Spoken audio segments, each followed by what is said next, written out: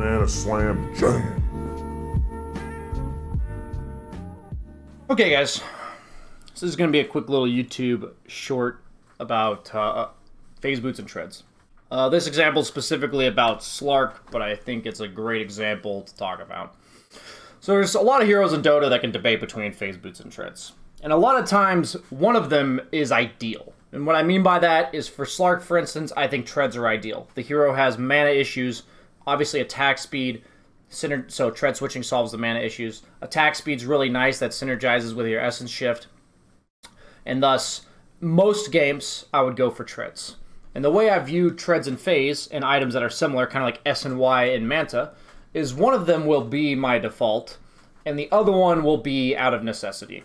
You can think about a lot of items like this. When you think of defensive items, if it's like BKB compared to, Lincolns or S and Y or whatever, there's a lot of items that kind of fit the same description.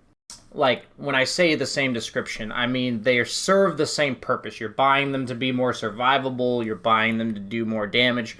In this case, you're buying boots just because upgraded boots are always very valuable. So, on Slark, I would always default to treads. So when it comes to phase boots and treads, I've talked about this in my stream before, but we're going to talk about really quick what the items do for you. And this is how you have to think about items. Treads. Obviously, really good for farming. Tread switching, saves mana, attack speed, good for farming. On most agi carries especially. And the 4 armor doesn't really make that big of a difference for agi heroes because you get 1.5 armor from your treads anyways. So, really, phase boots are 2.5 armor, and if you're considering going phase boots over treads just for the armor on agi heroes, that kind of sounds shit. But when we're comparing it to, strength heroes, who a lot of them have very low agi gain and have very low base armor. So on strength heroes with low base armor and low agi gain, it makes a lot of sense that extra 4 armor could make a drastic difference. Going from 3 to 7 armor is relatively significant. But for a lot of agi carries, that's not the reason why you buy it. So Dota's all about envisioning how the game's going to play out. The only things you can adjust during the game are skill builds, which oftentimes are displayed in the laning stage, meaning your skill build tells me a lot about how you think the lane's going to go. And items are a lot about how you think the game's going to go. All stages of them. The items you buy from 15 to 20 minutes, that's how you think the next 10 minutes are going to go. The items you buy at 40 minutes, that's what item you think your hero needs to carry the game. So I envision this game as, I last picked Slark. I really only die to Axe Call or by getting ran the fuck down. They have pretty mobile heroes, but none of them are really that great against Slark other than running him down. If you've ever played Slark, you know that Slark has this issue where sometimes heroes can just chase you for days, and that doesn't feel very good. So I look at their heroes and I say, Spectre has Dagger. If you don't know, if I'm outside of my actual ultimate, Spectre's Dagger reveals you. So Shadowblade, nothing else will give you movement speed. So let's envision myself with treads. I'm getting scouted by a Clinks. Batrider has Firefly Vision. Spectre has Dagger. My movement speed from my ultimate is very irrelevant here. Unless I'm literally in my ultimate, active, I'm very rarely going to make use of my active on my ult. Or I'm going to make very little use of the passive on my ult. So I see this and I'm like, okay, I'm not going to be able to make use of the passive on my ult very often. Especially in fights or when they're ganking me or anything like that. And a lot of their heroes, their way of killing me is just going to be running me down. Maybe they jump me with Axe Call, and the rest of them are going to run me down. So this is a perfect example of me envisioning the game, going into the mid-game, and I said, this is what it's going to look like, this is how they're going to gank me, etc., etc. And this is why I have phase boots plus Windlace, right?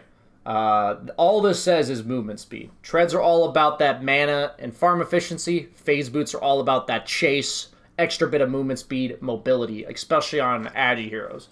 It's it doesn't matter if you have attack speed if you can't hit them or you can't run away, right? It doesn't matter if you have treads if you can't utilize what the treads are good for. So we're just going to watch this gank play out. I know that they're going to have a lot of vision on me between the Bat, Dagger, as well as a Clink scouting me, and Chen creeps. There's just going to be a lot of times on the map where on Slark, if you are in vision, you just can't run away. And a lot of games, the enemy team will lack ways of getting vision on you, which makes your treads just fine because you'll be able to utilize that passive movement speed from your ult. But if you watch here, I kill the creep wave, and I know I'm in vision.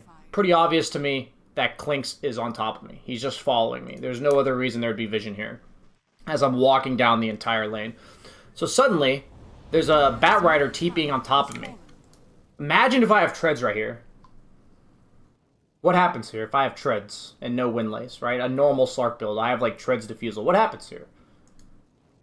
Right? Just think about this. I TP'd here to farm. That is a small but yet perfect example of why you go Phase Boots Windlace against a lineup like this on Slark. I know from experience what issues Slark can possibly have when he's farming, when he's playing outside of fights. I don't want to just have to casually ult for no reason.